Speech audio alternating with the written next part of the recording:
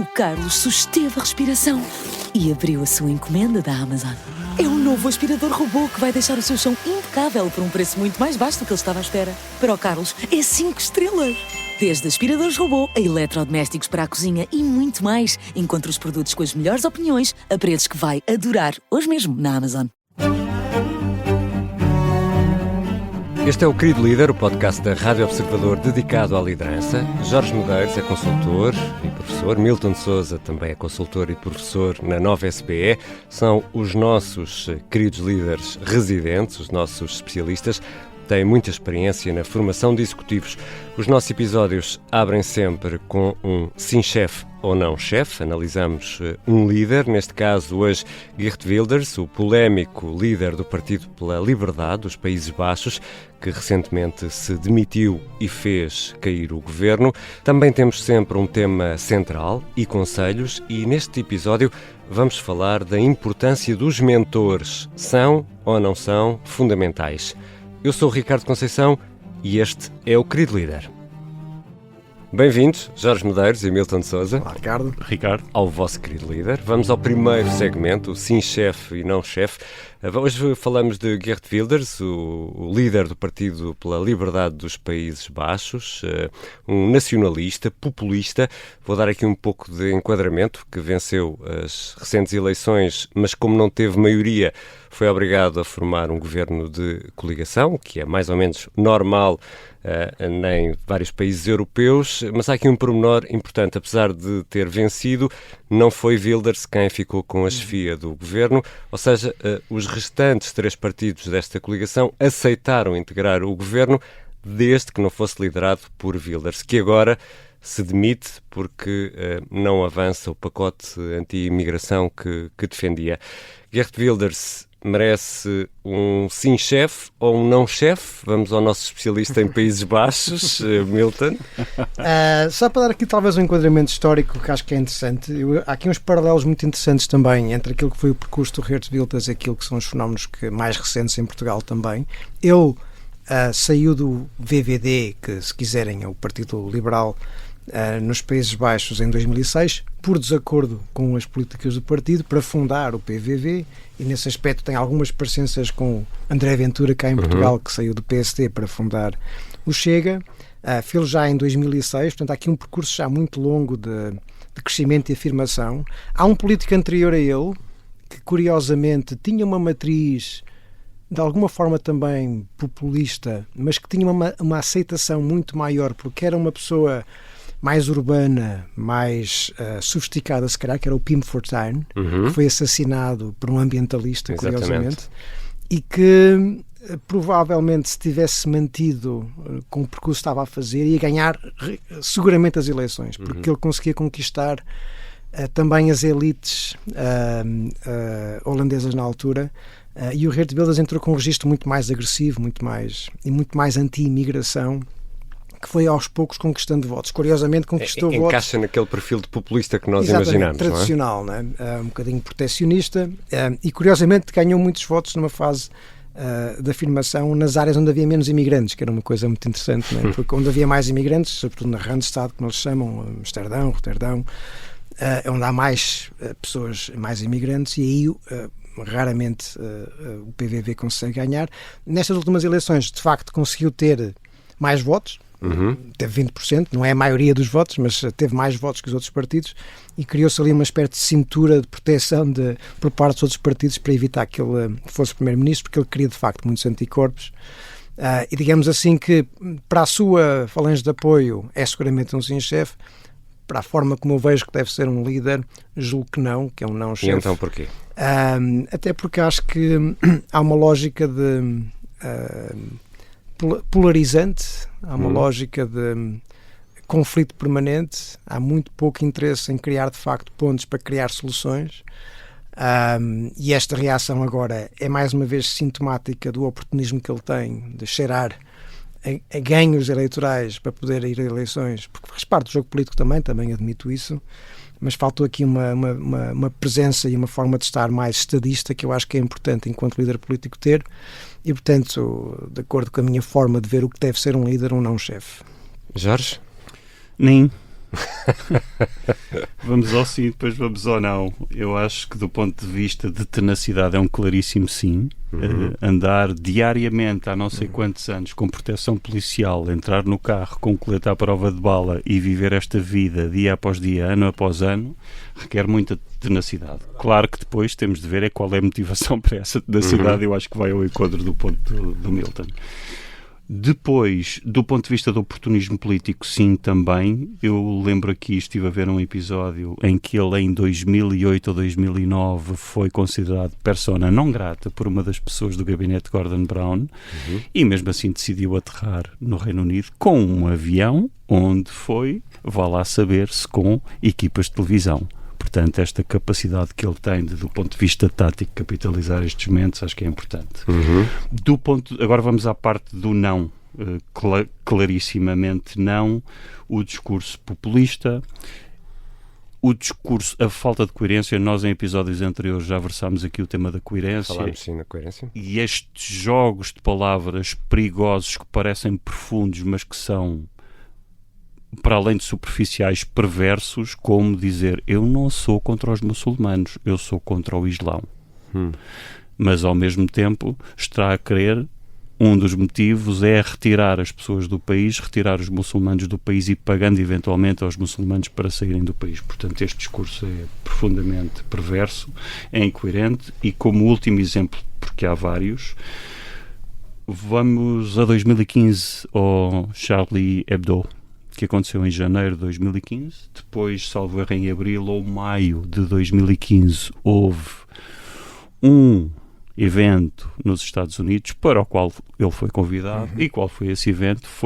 Era um concurso com um prémio para o melhor desenho de Maomé. Portanto, participar num evento destes é claramente ser conivente com uma instigação que meses antes deu o resultado que deu. Por acaso ali ou não houve tiroteio, mas a questão não é se houve, mesmo que não tivesse havido, até que ponto é que um líder político deve patrocinar ou estar presente em episódios que são claramente uma instigação ao ódio. E, portanto, não assumir a posição de estadista, de chamar o Erdogan de idiota ou de coisas do género. Vamos lá. Demais. Deixem-me só fazer aqui uma pergunta, peço-vos uma resposta rápida. O populista caracteriza-se por dizer, por acompanhar o vento, para onde sopra o vento, mas isso tem resultados. Há uma adesão, muitas vezes, do eleitorado a este tipo de postura. E isto é algo que se aguenta ou que mais cedo ou mais tarde acaba por ruir? Pois, é uma boa questão. De facto, aquilo que caracteriza um discurso populista é ir ao sabor daquilo que é a voz popular, né? A opinião do café. E eu acho que aqui há uma nota muito importante. Um líder deve sempre tentar encontrar uma linguagem que consiga chegar às pessoas, né? E tem que ser simples na forma como consegue articular as suas ideias. Eficaz, não é? Certo, mas o que eu vejo uma diferença muito marcante e muito importante, que é o simplismo versus a simplicidade, não é? E o discurso populista tem tendência a ser simplista. O Edward Bourne já falava que o simplismo é tentar ser simples negando a complexidade, né? A simplicidade é ser simples, mas reconhecendo a complexidade. E eu acho que é aqui que o populismo falha, que tem um discurso simplista e nesse sentido, enganador daquilo que é de facto a realidade. Notas rápidas. Populismo, em vez de olharmos para isto como uma categoria dicotómica, sim, não. Se olharmos para isto como um espectro, então aí vão caber uma série de coisas, como o discurso de partidos do establishment, que também têm muito de populista, tiveram sempre muito de populista. Portanto, quando olharmos para isto não como sim ou não, mas como uma questão de grau, sempre esteve problema presente. Isto é um problema perverso. Está feita a análise desta semana. Para a semana será outro o protagonista. Agora está na hora dos conselhos. E neste episódio vamos falar de mentores. E eu quero ir direto à pergunta: Jorge, como é que se define o que é um bom mentor? Não me venhas com um ninho. Um bom mentor é uma pessoa que nos ajuda a olhar o longo prazo, não tanto focado não necessariamente focado nos desafios do curto prazo. Mas é alguém que tem que ter isso resolvido em si próprio, não é? Ou seja, tem que perceber que ajudar para ter resultados mais à frente e não imediatos, é isso? É uma das dimensões. Tem que ter essa consciência. Tem que ter esta consciência. Nada, fizeste bem. Há aqui muita sobreposição entre o que é o mentoring, entre o que é o coaching, entre o que é o ter aqui um conselheiro. O mentoring, a ideia, pelo menos nas organizações, é ter alguém que nos ajude a pensar progresso, carreira, competências. Qual é o tema aqui? É bom termos diversos mentores, mesmo que não nos sejam facultados nas nossas organizações. E como este é um programa de liderança, deixa a pergunta retórica no ar: quantos líderes que nos ouvem têm mentores? Para quê? E quantos? Eu suspeito que sei mais ou menos a resposta, suspeito que todos saibamos aqui a resposta. Porque o risco é também a visão umbilical. É o risco de ficarmos presos numa visão umbilical. Portanto, eu tenho os meus mentores, obviamente, pessoas que me ajudam a pensar e que me ajudam a sair do meu casulo e dos meus enviesamentos naturais. Portanto, acho que é um conselho muito prático para as lideranças. Milton, vamos à tua definição de mentor. Não, o mentor acaba por ser uma pessoa que partilha muito aquilo que é a sua experiência, sempre a partir da motivação de querer ajudar o outro. Isto é muito importante porque o partilhar é a partir da realidade. Para ser eficaz deve ser a partir da realidade do outro, não é? Eu não vou partilhar as minhas experiências porque quero falar sobre mim próprio, é na medida em que isso ajuda o outro a pensar sobre aquilo que quer fazer. E acho que é um aspecto muito importante que eu acho que é, embora haja várias escolas sobre isto, um bom mentor deve ser o menos possível prescritivo. Ou seja, não devo dizer, eu acho que tu devias fazer isto, deve fazer o menos possível isso, porque muitas vezes, quando o fazemos, estamos a projetar sobre o outro, estamos a dizer, eu acho que devias ser um bocadinho mais como eu, não é? E não é isso que nós queremos partilhar a experiência, falar daquilo que foram os falhanços e sucessos que tivemos e dar ao outro o espaço para pensar por si sobre o que é que isso significa para ele ou para ela, e portanto isso é o papel do bom mentor. Eu acho isso interessante, muito interessante o que disseste, porque pode haver a tentação, se calhar inconsciente, de querer, e já aqui falámos neles, produzir minimis. Exatamente, sim. E isto é um aspecto essencial, não é? Porque às vezes na nossa intenção de querer ajudar, ao aconselharmos, estamos a fazer um desfavor à pessoa porque não estamos a dar a ela a oportunidade de refletir e pensar mais profundamente sobre o que quer ser e o que quer fazer. E portanto é muito importante nós temos sempre muito presente, estarmos subjetivamente interessados em querer ajudar e objetivamente distantes para que a pessoa pense por si. E quando é que o mentor deve largar o mentorado? Quando é que deve deixar fazer o desmame? O pequeno gafanhoto voar? O Sr. Miyagi ensinava o rapaz a limpar janelas de carros no Karate Kid. Quando é que ele deve dizer, agora vai, agora... Ricardo, vou voltar para reforçar este ponto que é mesmo muito importante. O que implica que o mentor deve ser uma pessoa que tenha a consciência ou esteja capacitado para saber exatamente qual é o seu papel na relação. Para responder à tua pergunta, nunca. Deve estar sempre presente. Ou cumpre um determinado papel, mas na perspectiva do mentorado, o mentorado deve estar continuamente à procura de pessoas que o ajudem a pensar e o ajudem a crescer. Caso contrário, seria uma figura estática, estagnada e, portanto, tem de haver sempre... Eu sei que fugi à tua pergunta. Não. A tua pergunta era o mesmo mentor para sempre? Não necessariamente, mas mentores que ajudem a pessoa a crescer sempre, com certeza. E eu olho para isto e vocês corrijam, por favor. O mentor é algo de natural, é algo de inato, ou pode ser algo, ou deve ser algo mais, vou usar aqui um termo se calhar demasiado exagerado, fabricado, ou seja, aquela pessoa, esta é a pessoa que nesta organização vos pode ajudar, porque às vezes há esta tentação, aquela pessoa tem muita experiência, até é um tipo simpático, pode ajudar a miudagem a crescer e pode não ter o menor jeito para isso, não é? Como é que se resolve isto? Obviamente, isto aprende-se e desenvolve-se, não é? Agora, há pessoas que naturalmente podem ter maior apetência e maior inclinação, até enquanto líderes, para verem isso como parte integrante do seu trabalho. E, portanto, eu acho que um bom líder, e daquilo que eu vejo dos líderes com mais... Eu faço um exercício muito interessante muitas vezes, que é perguntar às pessoas: pensem num líder que foi muito marcante para vós.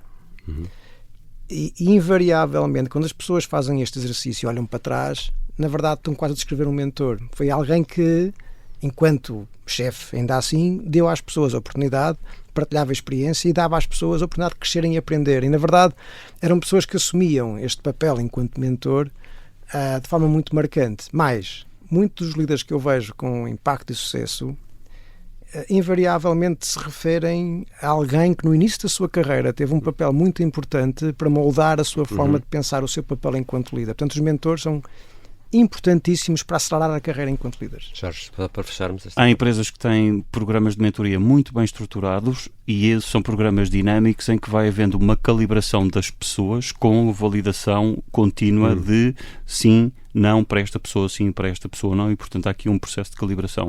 Do ponto de vista de mentoria, é mesmo importante nós termos a noção de qual é o tipo de relação e que a relação fique bem definida. Exemplo concreto, outro, agora para fazer um contraponto. Nós próprios podemos identificar episódios à medida que vamos vivendo que sejam emblemáticos, mesmo que não nos seja facultado um mentor oficial. É também por isto que vale muito a pena ouvir o Querido Líder, que são conselhos preciosos dos nossos especialistas na formação de executivos, o Jorge Medeiros e o Milton Sousa. É com estes conselhos que fechamos este primeiro episódio da semana do Querido Líder. Na quinta-feira regressamos com uma convidada, Sara Correia, fundadora e CEO da Spring Events, que usa a inteligência artificial a seu favor. Vamos perceber como é que a inteligência artificial entra nesta atividade numa empresa especializada em apoio a eventos com equipas de hospedeiras e hospedeiros. Aqui fica um aperitivo da conversa. A pandemia foi um momento complicado, muito complicado. Nós, na altura, tínhamos 18 anos ou 19, já não me lembro bem. E quantas pessoas? Tínhamos, acho que éramos 6. Tive que mandar toda a gente embora, só fiquei com uma pessoa.